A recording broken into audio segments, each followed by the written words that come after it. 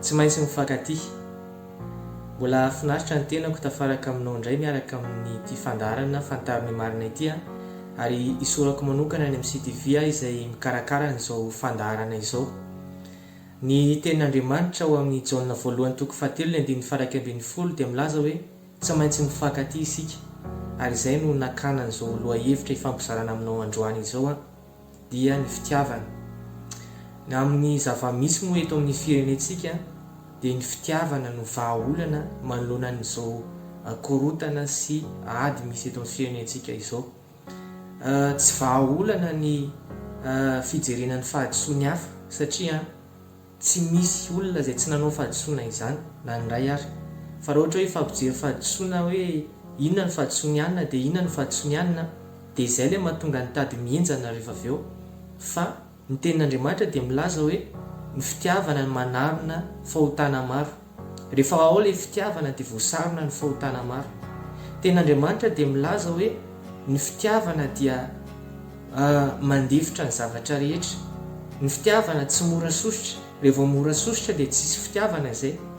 Ny fitiavana dia mandefitra ny zavatra rehetra.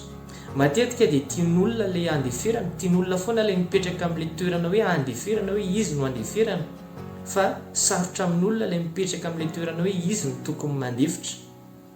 Fa ny fitiavana hozy izy ny tenin'Andriamanitra dia mandefitra ny zavatra rehetra. Ny fitiavana dia tsy mitady ny azy. Izany hoe rehefa ny olona anankiray zany tsy mitady afa-tsy izay ahasoa anazy foana, hoe izay mampety ny fiainany izay mampahazo aina anazy foana, dia ny hafa tsy maninona aloha na mijaly, ny hafa tsy maninona aloha na lasa tohatra fiakarana, ny hafa tsy maninona aloha na sahirana, na mety hoe maty mihitsy ary ny sasany tsy maninona. Fa rehefa hoe za aloha milamina tsara dia mipetraka tsara dia mety amiko izay. Izay no antsoina hoe tsy fitiavana. Izay natao hoe fitiavan-tena. Andriamanitra dia tsy miasa ao anatin'ny zavatra ohatran'izany. Tsy izay olona rehetrarehetra milaza hoe tia ny firenena nge dia tena hoe tia ny firenena tokoa e. Fa misy olona ny tombontsoany manokana ny tena tadiavina. Misy olona ny seza ny tena tadiavina. Ary manino izy ity lasa mampiasa ny olona sasany izy ho lasa fitaovana ao anatin'izay rehetrarehetra izay. Lasa mampiasa ny olona sasany izy lasa tohatra fiakarana. Ary mila mandinika isika, mila tonga saina isika manoloana ny zavatra rehetrarehetra misy. Fa ny fitiavana ny tena vahaolana, ny fitiavana no afaka hitondra filaminana ho eto Madagasikara. Ny fitiavana hozy izy ny tenin'Andriamanitra dia tsy mitady ny azy. Ny fitiavana hozy izy ny tenin'Andriamanitra dia tia filaminana koa ny fitiavana, mifanome tanana ny fitiavana, mifanampy ny fitiavana. Misy firenena nge tena hoe mifanome tanana e. Misy firenena tena feno fifankatiavana ary lasa mandroso be ilay firenena. Isika eto Madagasikara, isika malagasy nge dia firenena kristianina e. Ny akamaroantsika malagasy dia kristianina. Ary ny kristianina dia mahafantatra tsara ny tenin'i Jesosy hoe didy vaovao izy nomeko anareo dia ny mba hifankatiavanareo. Ary izany ahafantarany olona rehetra hoe mpianatra rareo izy raha mifankaty. Izany hoe ny maha-kristianina ny kristianina dia ny fitiavana. Ny fitiavana io no manarona fahotana maro. Ny fitiavana dia mifandefitra. Ny fitiavana dia mijery izay mahasoa ny hafa fa tsy ny antena ihany. Ny fitiavana dia avy amin'Andriamanitra satria Andriamanitra mihitsy ilay fitiavana. Andriamanitra tsy tia korotana zany. Andriamanitra tsy tia korotana. Misy olona, ny olona sasany faly rehefa misy korotana satria ao izy no mitady an'ilay lalana mba ahafahany mahazo tombotsoa ny tenany manokana. Misy olona faly ao anatin'ny korotana. Fa Andriamanitra tsy faly ao anatin'ny korotana satria Andriamanitra tsy tompon'ny fikotranana fa tompon'ny fiadanana. Ny devoly indray ny faly rehefa ao anatin'ny korotana ary ny fikorotanana dia asan'ny devoly. Dia mila mitandrina isika ny amin'ny sehatra politika satria indraindray hatramin'ny tokantrano ary hatramin'ny ray trano ary dia mety lasa hikorotana. Satria raha ohatra tsy mitovy firehana politika ny ataontsika hoe ny mpianaka na mety mpivady mihitsy dia indraindray lasa mifampimotomototra, tsy mifampiteny nefa mpivady vokatry ny firehakevitra tsy mitovy ao an-trano dia mety mahatonga zavatra ohatran'izany. Dia avy amin'Andriamanitra ve ny zavatra ohatr'izany? Tsy izany natao hoe fitiavana. Ary ny zavatra ohatr'izany dia na eo amin'ny samy mpinamana ary na eo amin'ny samy mpiara-miasa na samy mpiray vodi-rindrina dia mety lasa miteraka ady sy miteraka loro-posy korotana mihitsy satria maninona? Satria tsy mitovy le firehana politika. Dia ny zavatra ohatr'izany ny politika nge mandalo le mpitondra ina nge mandalo fa le olona ao an-tranonao hipetraka eo mandrakizay le olona mpiray trano aminao io no men'Andriamanitra anao dia isika mila mandinika manoloana n'izany zava-misy zany satria zany nge dia afetsehany devoly. Andriamanitra tsy miasa ao anatin'izany resaka fikorontanana zany fa Andriamanitra dia miasa ao anatin'ny filaminana sy ny fifankatiavana.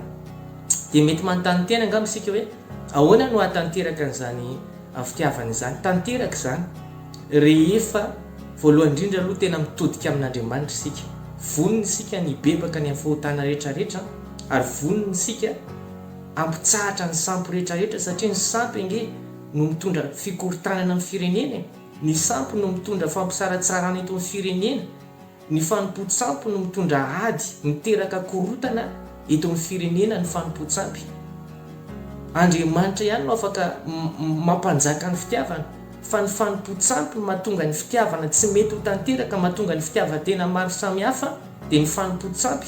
Ny fanompo-tsampy ihany koa no mitondra n'ireny korotana sy mitaky raha latsaka.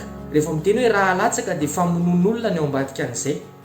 Ka fotoana izao ampitsaharantsika malagasy ny fanompo-tsampy, famandrava sy mamotika izany, vao mahay manimba ny firenentsika izany.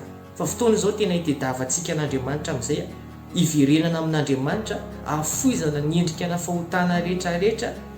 Ka rehefa anetry tenitsika tena hitady an'Andriamanitra ny fo rehetra dia ain'Andriamanitra ny mandamina ny firenentsika. Ary amin'izay fotoana izay vao tena isy fitiavana tsy mihatsara velantsika, isy tena fitiavana ao anatintsika ao rehefa afoitsika ny fanompo-tsampy eto Madagasikara. Satria ny fanompo-tsampy izy ateo dia ireny no mitondra korotana, mitondra fampisaratsarana maro, mitondra fizarazarana maro eto Madagasikara ny fanompo-tsampy. Ka isika nefa dia mitambatra ao amin'i Jesosy, isika kristianina dia sitrapon'Andriamanitra ny firaisan-kina, ny firaisan-tsaina. Isika kristianina, isika rehetra rehefa tena mivavaka miray fo, miray saina ary mangataka ny ran'i Jesosy andrakotra n'ity Madagasikara ity mba ho rava tanteraka ny asan'ny devoly rehetrarehetra izay te hitondra korotana. Satria izay ihany ange ny tanjona natokana ny devoly eto Madagasikara amin'izao situation lalovan'ny Madagasikara zao dia ny ady, ny korotana, ny fahantrana, ny fifamonoana, izany ny tanjon'ny devoly. Fa ny fotoana isika manomboka tena mitady an'Andriamanitra, mibebaka ny amin'ny fahotana rehetra ary manomboka mitady an'le tena fitiavana avy amin'Andriamanitra dia manomboka tonga eo ny filaminana, manomboka misy fiadanana ny firenentsika, lasa manomboka mandroso Madagasikara ao anatin'izay rehetrarehetra izay rehefa manjaka ny fitiavana amintsika tsiraray avy amin'ny manodidina antsika amin'ny samy malagasy. Tsika malagasy nge dia iray ihany, tsy misy hafa zany tsika fa anankiray ihany tsika eto Madagasikara, zanaka firenena anankiray ihany tsika. Ny firenena nge dia avy amin'ny teny hoe reny, zany hoe zanaka anankiray ihany zany malagasy rehetrarehetra. Fa izay rehetra te hitondra fampisaratsarana, izay rehetra te hitondra fifamonoana dia olona ampiasain'ny devoly zany olona zany ary asan'ny devoly ny resaka fikorontanana eto Madagasikara. Dia hiara hivavaka isika, mangataka antsika rehetrarehetra mihitsy mba hiara hiombona ao anatina vavaka, ahatonga firaisan-kina, ahatonga fifankatiavana eto Madagasikara ary angataka ny ran'i Jesosy mba tena anarona n'ity Madagasikara izay misy antsika ity. Dia izay ihany koa ny fandaharana tamin'ity androany ity. Akasitrany ianao nanaraka hatramin'ny farany dia mirary soa, mirary fiadarana ho antsika rehetrarehetra ary manentana antsika rehetrarehetra mba handroso amin'ny fitiavana miaraka amin'Andriamanitra dia tahin'i Jesosy daholo.